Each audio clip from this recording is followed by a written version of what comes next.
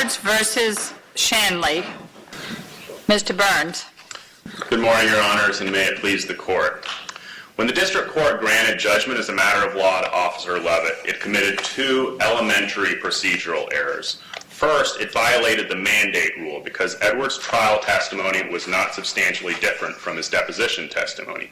Second, it violated Rule 50 because it considered only the officers and Professor Meslow's testimonies and disregarded Edwards and Dr. Gupta's testimonies. These errors require a plenary retrial because these errors could have infected the remainder of trial, and a partial retrial would risk inconsistent verdicts. The mandate provided that Officer Lovett would be liable for failing to intervene if a jury determined he was present for a 5 to 7 minute attack and made no effort to intervene. The mandate rule is very important. It precludes courts from revisiting legal and factual issues decided implicitly or explicitly.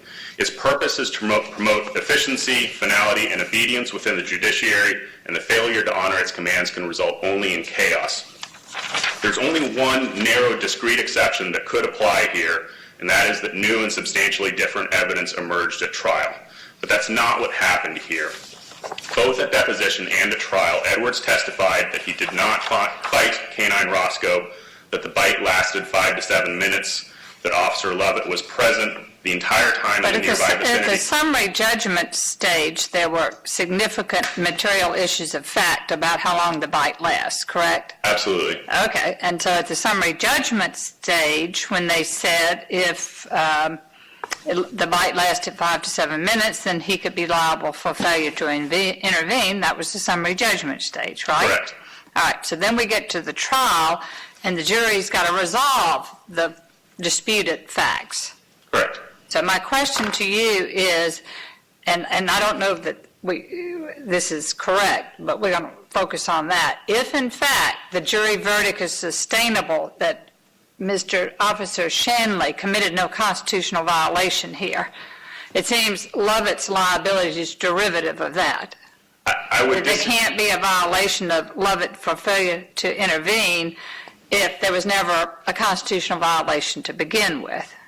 I would agree that that's ordinarily the case here, okay. But here we have a unique factual scenario because we're in the dark of night, and so there could have been a duty to intervene while there was no police brutality by Officer Shanley, and that is because the two issues that were before the jury and the jury instructions had to do with intent and cause. So you could have a situation where Officer Shanley either didn't have the intent or didn't cause the injury because he couldn't see what was going on with the dog. And Officer Lovett could have had a duty to intervene because he saw the dog bite clearly, and from his perspective... I'm just going to your mandate rule.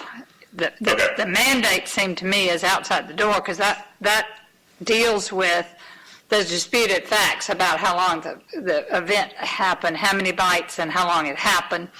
So there could have been a duty to intervene. So we get to trial, okay, and I know they did the judgment for Lovett as a matter of law, but I'm trying to see if Shanley was never liable, is what the jury found, which means they found it was less than the time they had to, or otherwise it would have been a problem.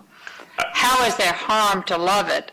I mean, how can you get a retrial as to Lovett? I'm not sure that I agree with that factual premise. Okay. Because we don't know what the jury specifically found. Like the scenario that I was giving you there, the jury could have found that Officer Shanley didn't have the intent to cause this injury because he couldn't see what was going on. So the jury could have found, oh, this was a really long bite. I thought Lovett, by all accounts, was behind Shanley. 10 he feet was 10 feet behind, but we don't know. I'm sorry, I'm talking over you. No, that's okay. I'm talking over you too. I thought under all the evidence that Lovett was further away and behind Shanley. That we have testimony that Officer Lovett was 10 feet behind Shanley, but we don't know who had a clear view of the bite. We actually have testimony from Officer Lovett. Let me ask you, the night in the woods, did you get close enough to see the dog attack? Answer, yes. So the jury could infer from that testimony, oh, he had a clear view of the dog bite. But Shanley said he saw the dog bite too. He did. They also admitted they made the dog go. But he also testified that he couldn't see Edwards' hands visible. And so the jury could infer from that testimony, I didn't have a good view of the bite because I believe Edwards when he says my hands were visible, and when he says he couldn't see the hands, that means he didn't have a clear view of the bite. So that's something that the jury could have inferred. And so the point with the mandate rule is we have... I thought Lovett also testified that he saw Edwards struggle with the dog. They both testified that. Right. But we don't have to believe that at the mandate rule, when we're deciding the directed verdict, because we have testimony from Edwards saying I didn't struggle. You covered Lovett, but I'm telling you, just speaking for myself, I'm concerned about how if Shanley's held not liable, you get to Lovett for failure to intervene. So let's go to Shanley unless somebody else wants to ask anything about Lovett. So you want me to skip past the Rule 50 stuff too? Well, and not just go? skip past. You used Well, let me argument on it. So. Okay. let me ask the question this way, if I can. You say that the trial judge's determination to take Lovett out of the case violated the mandate of the circuit in the prior panel opinion. Correct. I want to come back again, and Judge Hull asked the question, but the very reason that the panel entered that order was because it had to take as true the plaintiff's account that he had been bidden for 5 to 7 minutes. That may or may not be the case, but the court on summary judgment was obliged to take it in the light most favorable to the plaintiff. Correct. But that didn't resolve the question of whether that was ultimately true or not. And if there were evidence at a trial, which indeed there was, that said the bite did not last from 5 to 7 minutes, the mandate would hardly answer the question. Unless I'm missing something here. The part that is different is that Edwards testified the same way. He said it's a 5 to 7 minute bite. That's right, but the circuit panel couldn't consider that because what it had to do is assume the truth of the plaintiff's account.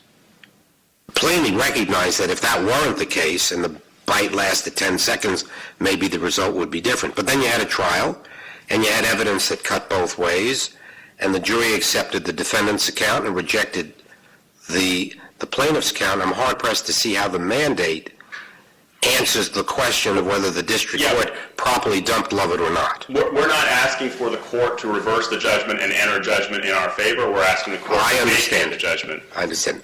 With that, I think maybe it would be helpful to go on to Shanley. Well, it's just Officer Lovett on both counts. Where it was Officer Lovett who had the directed verdict against him, and so there's two bases for it. The mandate rule and also the Rule 50 stuff. Right. Okay. But you're appealing as to the verdict on Shanley with error in the trial. Yeah, we're asking for a plenary retrial. That's what I meant by Shanley. I'm sorry, I misunderstood you got two defendants here. Yeah, and we're asking for a plenary retrial. So right, because you say Berman shouldn't have been struck. That was a Daubert error. It was manifest abuse of discretion. It badly prejudiced your case, etc. Let's go to that. The expert. All right, let's do it. Unless you want to spend your whole time talking about Lovett, I leave it to you. It sounds like you want to talk about the expert, so let's do it. I'll talk about the expert. Mr. Berman opined that the attack didn't happen in 60 seconds, probably didn't happen in 90 seconds, and involved 4 to 7 bites, possibly even more. The district court rejected this, or excluded this testimony because it found that it was vague and duplicative, but that's not right. The testimony, as I just read it to you, or the proposed opinion, was actually quite specific, and the district court was relying on language in the deposition where he said, it was a prolonged attack, and I can't say exactly how long the attack was. But that's not the standard here. The standard is just, he's got to say what provide some quantitative opinion about what it is, and he did that here. And it also wasn't,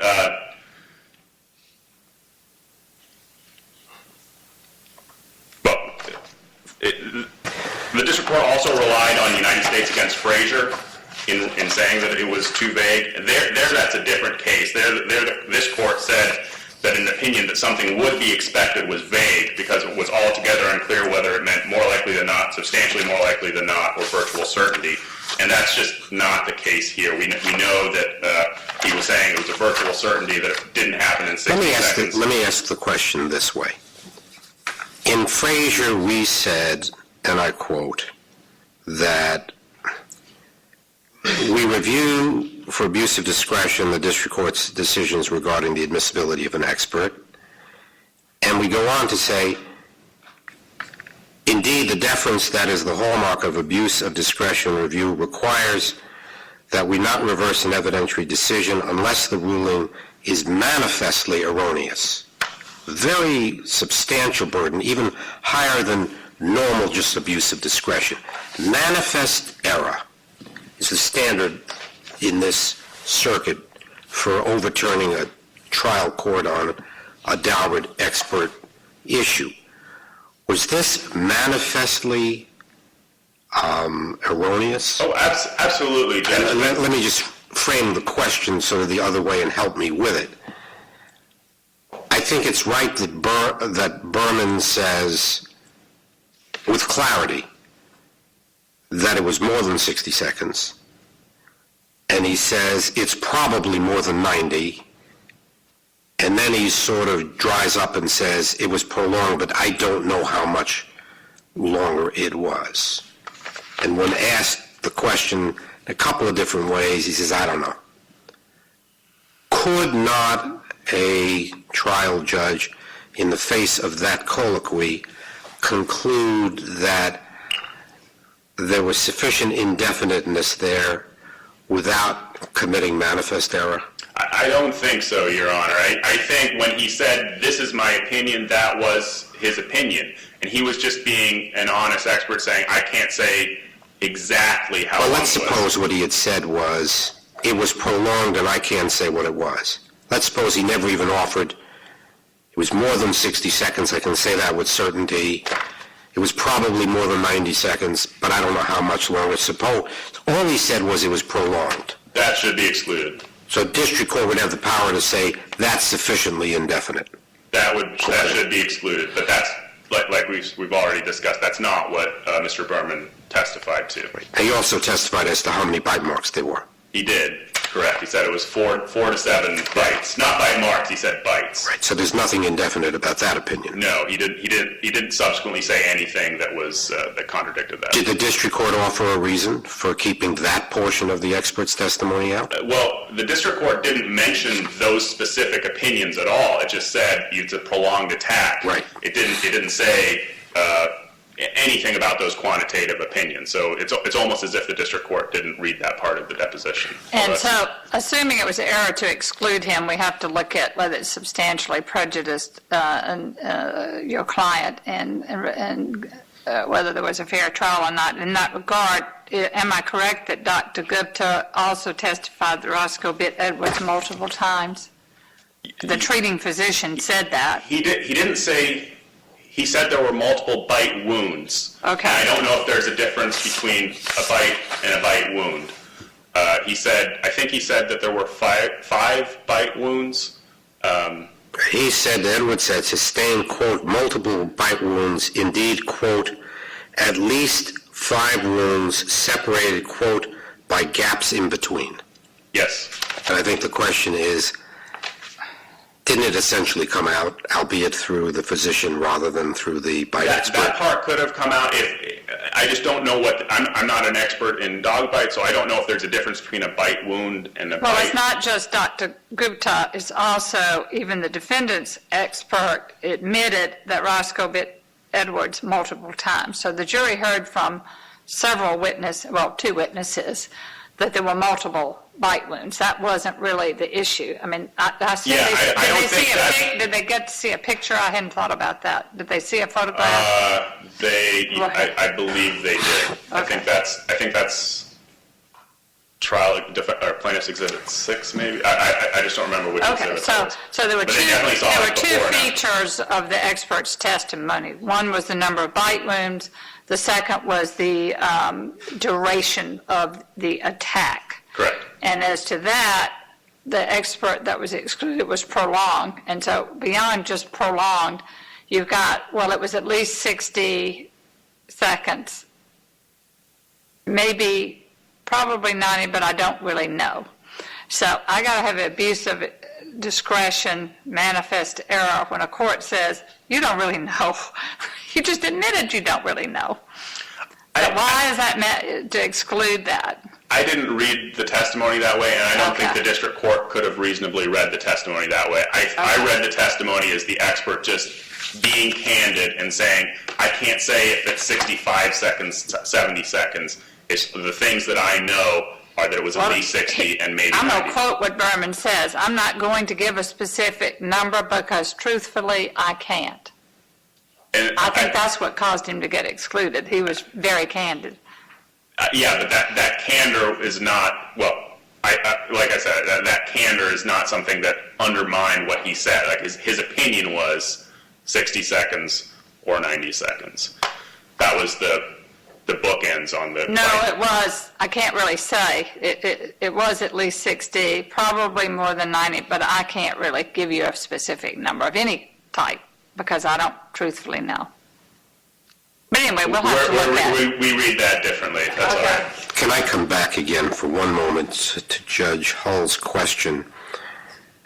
Tell me how you sustain substantial prejudice. As to the number of bites or wounds, the problem you have there is essentially it comes out maybe in a slightly different cast, but comes out from an expert physician. So you're really left to argue, and you may well be able to, but you're left to argue that it was the prolonged nature of the bite that was critical here. And frankly, this is probably what the whole trial was about, like how long is this bite? And without his expert, Edwards was left only to this testimony that was 5 to 7 minutes long, and that's obviously a very difficult thing for a jury to believe, even though that's probably what it felt like to him. So Edwards was not able to quantify the duration of the bite in his opening statement at any point during the trial other than that testimony that I mentioned, or during closing arguments. But it was unlike what the defendants were able to do. They were able to quantify the bite according to their testimony and their expert.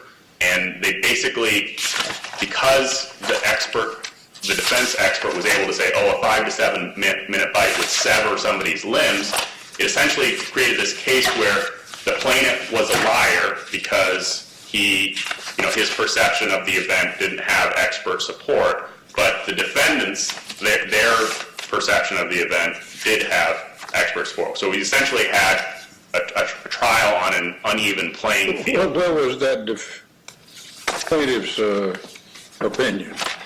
The plaintiff's testimony? Yes. He testified, and you said that was obviously an exaggeration. Yeah, What else was there from anybody other than the testimony of the officer intended expert? are you talking about on the defense side or on the On plaintiff's either side? side, on how long it lasted. We just have the testimony of Edwards. We have the testimony of Officer Levitt and Officer Shanley. I think Officer Shanley said it was a 10 to 15 second, I'm not getting them mixed up, but one of them said it was a 10 to 15 second bite. The other officer said it was a 15 to 20 second bite. Right. And we had the expert saying it was a bite of short duration. And he said, I can't tell you. Didn't he? Truthfully, I don't remember if he... That's a different expert. Yeah, he's a different expert, and I can't remember if he quantified the bite. He definitely said it was a bite of short duration, but I don't know that he... But he didn't quantify any more specifically than Berman, the length of time. Other than to Other say, than that, there was testimony it couldn't have about... been 5 to 7 minutes, he said, because if it was that long, he would have been killed. He would have been ripped to shreds. Yes. And he said it was of short duration. There was testimony from Professor Meslow about a 30-second bite where the officer should come in, but I just Not don't that know. had happened here. Yeah, I don't remember him specifically opining as to that. All right, Mr. Burns, you've been over, but you've been answering our questions, so you still have your Okay. full 2 minutes for All right, rebuttal. thank you. Let's hear from Mr. Moore, please.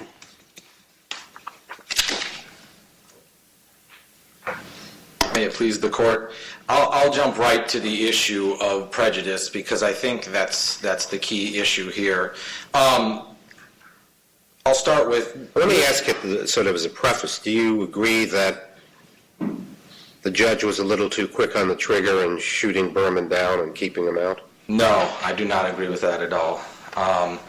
And number Why one, not? and one of the main things that isn't touched on is Berman's absolute lack of qualification to opine on any of the issues in this case, specifically because it related to police use of force from a police canine, and Mr. Berman had almost no experience with this type of incident and admitted as much. Additionally, he admitted in order to opine on these issues, he would need to know about the training that this dog specifically had, as well as the breed of the dog, which obviously Of course, makes... Berman had been qualified as a dog expert in municipal court, civil court, criminal court, and federal court at least 76 times. 4 of his cases involved the police use of force. Once he had testified on behalf of the police department. He testified that he had training with these dogs with canine aggression, dynamics of canine aggression, and so on. He said he had qualified in every court that his opinion had ever been offered in. Why wasn't that enough foundation to establish that he was otherwise qualified by background training and experience, even if you accept the proposition that you could cross-examine him because most of his experience was in the non-canine setting? Wasn't that really something that went to weight rather than admissibility? Well, but then you also have to look at, so based on his experience, what is the methodology that he's going to apply, and was it applied reliably? And during his deposition, when we asked him, well, did you know the breed of the dog? No, I didn't. Would that be important? Yes, I would need to know that. We asked him questions about, well, would you need to know about the training that specific dog had? Yes, I would need to know that information. So his methodology was not reliably... Well, he said that his opinion was based on his previous experience with dog bites and attacks, which included investigations of, quote, somewhere around 700 cases, and it included the analysis of approximately 7,000 photographs of dog bite wounds, and his prior review of over 500 studies on dog bite wounds and dogs. Now, it may be that you could get a better expert, and it may be that you could impeach and cross-examine him about not having done as much as he might have in the canine area, but I want to know why that isn't a manifest abuse to knock him out if that was the reason. Did the district judge say, I'm knocking him out because he was not otherwise qualified by background training and experience? No, and that's not why he knocked Mr. Berman. That was just my opinion. That was something... Okay, so then let's go on to where the real heart of the case is, which is the foundation or reliability of the opinion and the methodology that it's grounded in.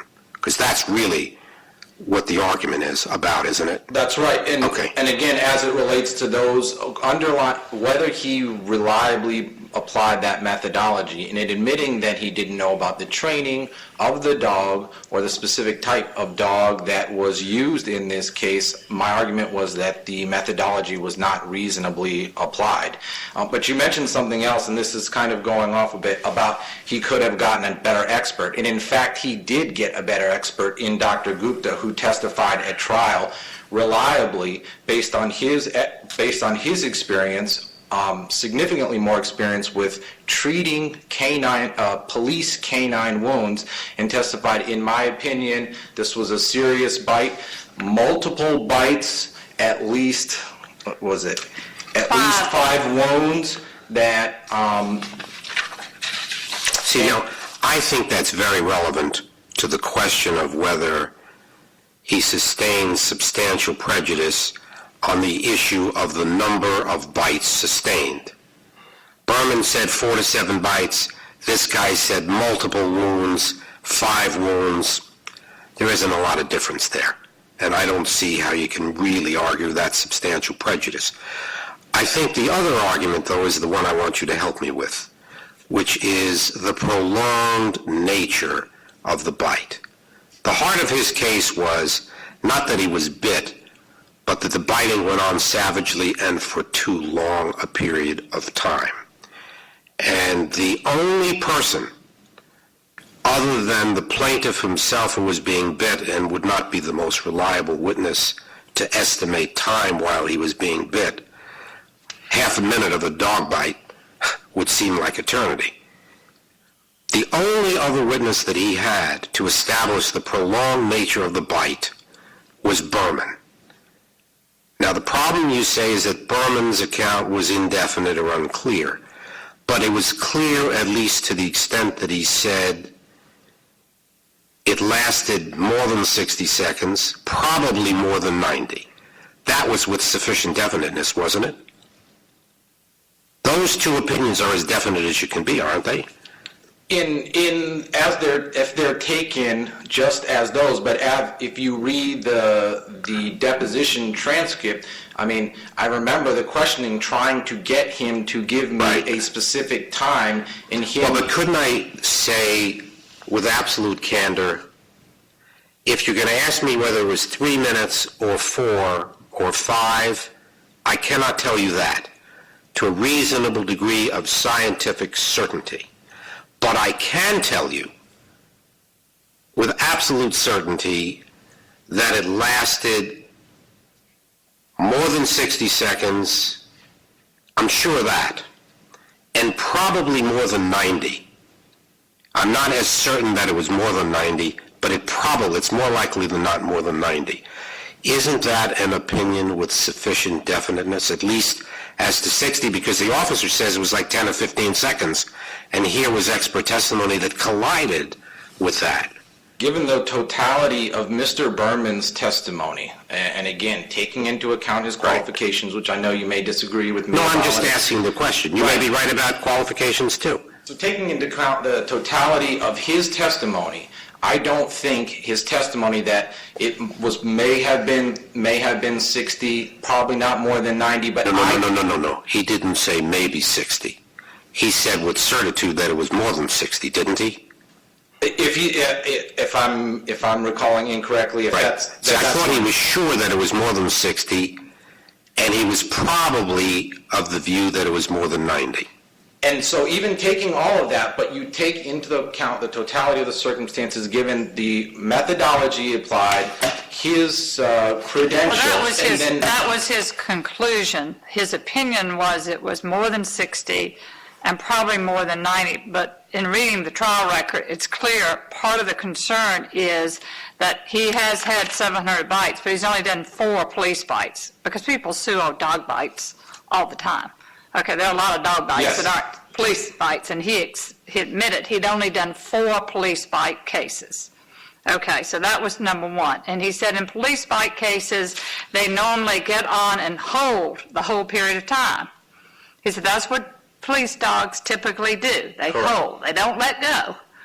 Okay, and he said that's what normally happens, and he said, well, I don't know what the dog is here. I don't know, but normally they do that. And that didn't happen here, but he gave some caveats that he didn't know what the dog was. He would really need to know that to be sure. He had a lot of other caveats. Right, and so then... He said, I'd have to know the training. Maybe he was trained to bite and hold. Maybe he wasn't trained to bite and hold. He had very little expertise in police dogs. And he said, in order to give the opinion, I would have to be more specific. I'd have to know these things. And so that's where... It was a unusual testimony by the expert. If you take all that into account, then this statement about, I know 60, and then maybe less sure about 90, or more than 90, but I can't say anything after that, then you're looking at all of the caveats that this So if I understand the argument, it is the subsequent account that Judge Hull made kind of undermines the certainty and definiteness of 60 and 90.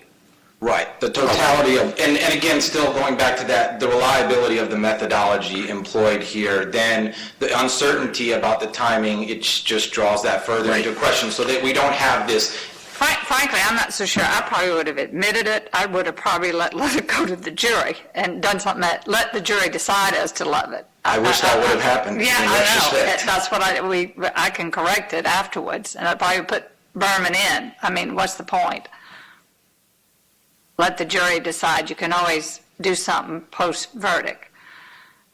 So I actually question how this was tried. I think the judge got reversed the first time by the Court of Appeals. And he Yes. tried it in a very narrow way is what happened. But I've still got to find a reversible error Right. And here. And the problem for me is Berman undermined his own opinion himself in the deposition, so. And then on top of that, and I think, the plaintiff had, the appellant pointed out in their brief that a jury could reasonably infer from Dr. Gupta's testimony that the bite was of a prolonged nature, that wasn't something that happened over the course of 5 or 10 But seconds. also, if you hadn't objected to Berman and just let it go in, you wouldn't be here with this tough issue. Well, Be I didn't. careful what you ask for. Right. I still don't believe that Berman was qualified. He was a dog whisperer, not an expert on police canine or analyzing police canine bites, and especially given his lack of familiarity with the facts in this case. But yes, at this point, I wish we would have gone on because I think that the jury verdict. But it is what would it have been the is, and so same. let me ask you about prejudice.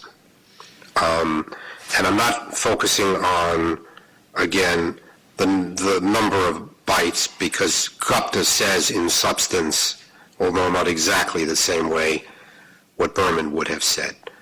But it was the prolonged nature. You said that Gupta's video deposition also suggests that he was opining that the bites were that the duration was prolonged? It's Because I not. wasn't sure that he said that, and if he did, it seems to me that goes directly to the issue of prejudice, but I don't think he said that. I don't recall that specific opinion. What I was referring to was the plaintiff in their initial brief or their reply brief indicated that a jury could and should reasonably infer from Dr. Gupta's testimony about the wounds, Right. the multiple wounds, the fact that they're separated, I guess they're separated, that they could and should reasonably infer that this was a bite of a prolonged nature. That's what they argued. And I agree that a jury could infer from Dr. Gupta's video testimony, as well as the pictures that they were shown. So the pictures were in evidence. Yes, they are document 25. Okay. And if you look at those pictures, a jury could reasonably infer that this was a bite of a prolonged nature. And Dr. Gupta is not over the top, but he is, in his testimony, this is a serious injury, this is a severe bite, it required special attention that I don't normally give to treating dog wounds. So his testimony stressed the serious nature of this injury, and a jury should and could reasonably infer that it took course over an extended period of time. So there was evidence sufficient for a jury to and again, Dr. Gupta is a better expert than Mr. Berman, given his expertise. Of So course, interestingly enough, Absolutely. Gupta explained that while he had treated hundreds of dog bites, only 10 to 20 were canine bites. That didn't render him expert or unqualified, did it? I thought that was police canine bites. 10 to 20 law enforcement canine bites, right? So it's a very, very small subset of the whole happened to be law enforcement canine bites that he reviewed. Yet he was perfectly competent by background training and expertise to opine. Now, you might say that's true, Judge, but he was opining more about the nature of the injury than it was about the extent of the attack. Yeah, and again, his methodology as a doctor was reliably applied. He's basing it Right. on the injuries that he has seen in his experience, whereas Mr. Berman's methodology is not exactly clear. Well, if there are no other questions, then...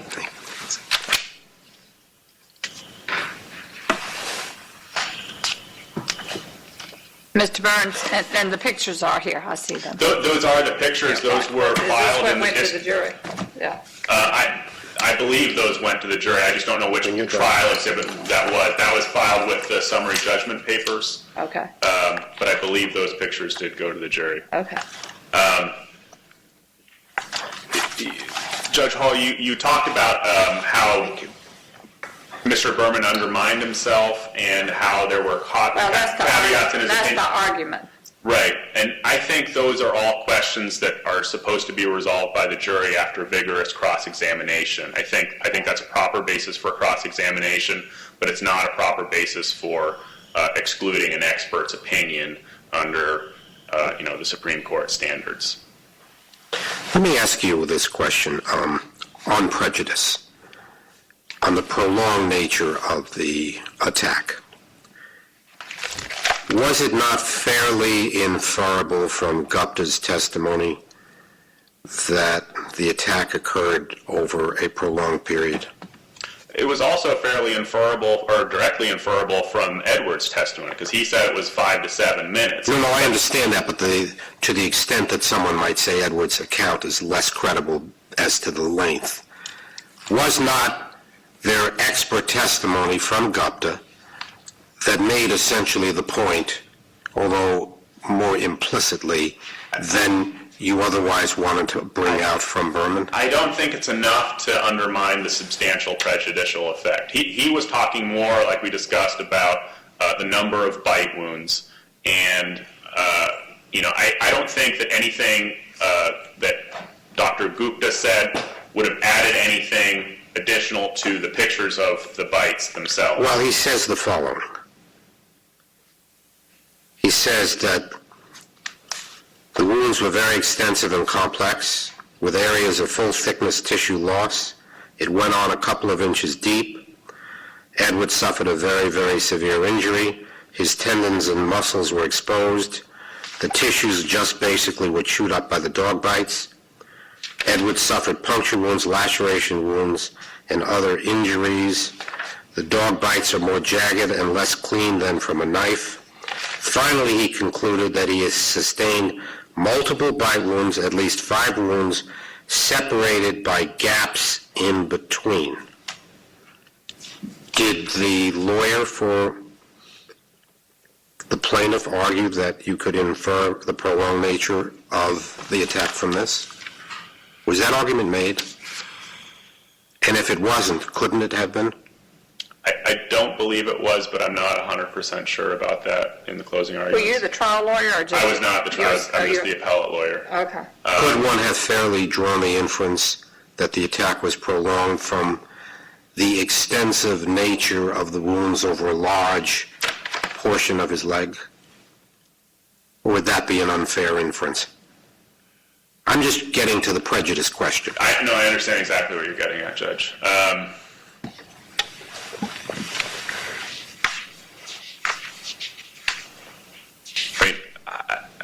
I guess that's one possibility when you're dealing with a bite of that nature. But, the inference, obviously, that the defendants were asking for was that he had sat up, and that was the reason for these really bad wounds. Right. So I think with the kind of testimony that was presented, that was much more of a natural inference for the jury to draw than that the bite was a long bite. Instead, with the evidence that was presented without the expert, I think in all likelihood the jury was just going to conclude, oh, the plaintiff is a liar, and we're just going to believe what the officer said and what their expert said that supported them. Okay, I think we All right. have it.